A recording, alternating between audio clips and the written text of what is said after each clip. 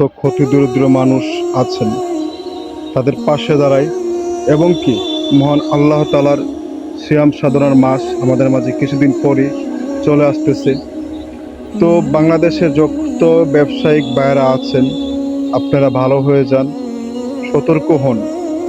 আপনারা প্রত্যেক মাসেই ব্যবসা করেন, না হয় রমজান মাসে একটু লাভটা কমই করলেন এবং আপনার দ্বারা তো অন্যজন মানুষের উপকার হলো।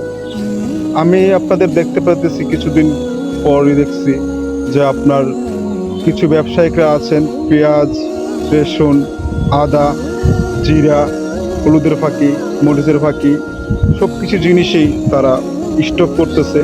তারপর আপনার আপেল, তারপর আপনার কমলা, মালটা, তারপর আপনার হলো এই যে তরমুজ, তারপর আপনার হলো চিনি, তেল, তারপর বেসন, বিভিন্ন জিনিস তারা স্টক করতেছে তারা সিন্ডিকেট করার জন্য, লাভের জন্য।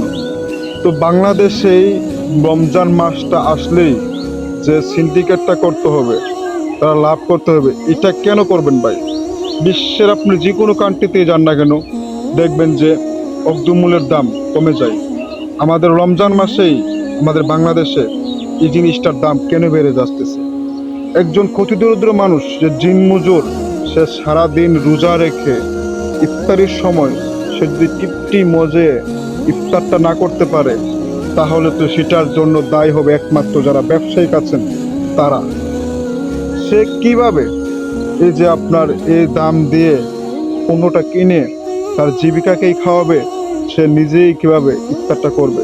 সেই বিবেকটা কি আপনাদের একজল্লাও সাড়া দেয় না?